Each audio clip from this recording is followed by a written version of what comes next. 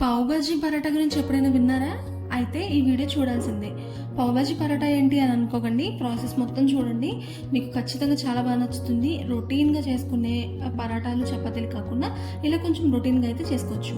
So first ప్రాసెస్లోకి వెళ్ళిపోతే 3 medium size బంగాళదుంపలు తీసుకుని ఉడకపెట్టేసుకుని దాన్ని తొక్క తీసేసి ఇలా బౌల్లోకి వేసేసుకుని మ్యాషర్తో కానీ చేత్తో కానీ ఫస్ట్ బాగా మెత్తగా మ్యాష్ చేసుకోవాలి.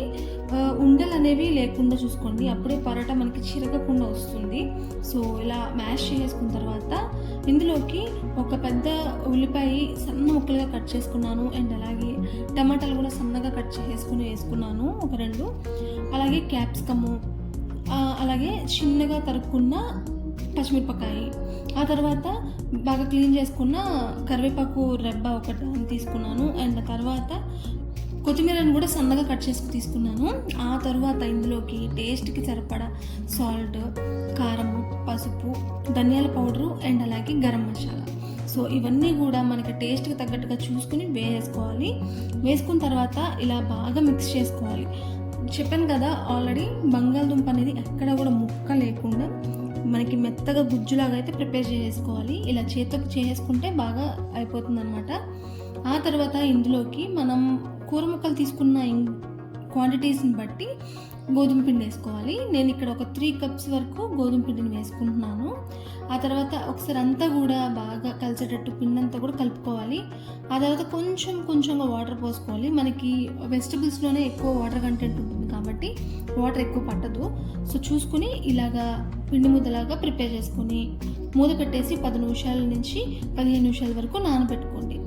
అలా నానబెట్టుకున్న తర్వాత ఇలాగ చిన్న పోర్షన్ ఒక దాన్ని తీసుకుని పొడి పిండిని బాగా అప్లై చేసుకోవాలి. ఎందుకు అంటే మనకి వెజిటబుల్స్లో ఆయిల్ కంటెంట్ ఉంటుంది కాబట్టి మనకి ఈజీగా పలచబడిపోతుంది.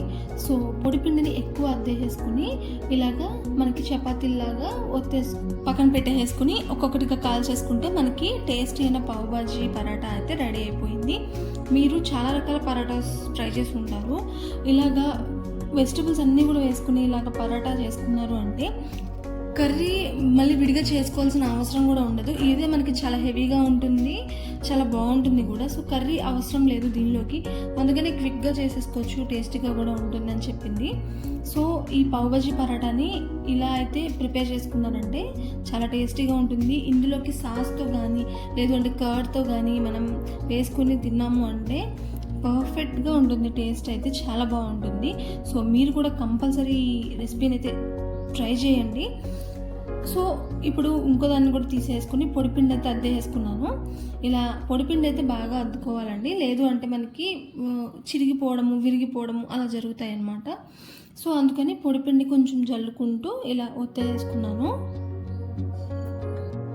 ఒత్తేసుకున్న దాని తర్వాత ఒక 2 నిమిషాలు అలా గాలికి ఆరబెట్టేసుకుంటే మనకి చాలా క్రిస్పీగా చాలా బాగా వస్తాయి అన్నమాట పరాటా అనేది, ఎక్కడా కూడా విరిగిపోకుండా.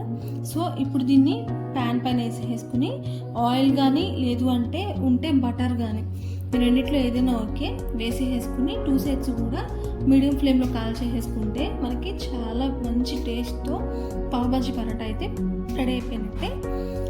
ఇంకా కూర ముక్కలు అవన్నీ కూడా దీనిలోనే ఉంటాయి మసాలాలు కాబట్టి వేరే సెపరేట్గా కూర కూడా చేసుకోవాల్సిన అవసరం అయితే ఉండదు. సో ఒకసారి ట్రై చేయండి, చాలా ఈజీగా అనిపిస్తుంది కదా.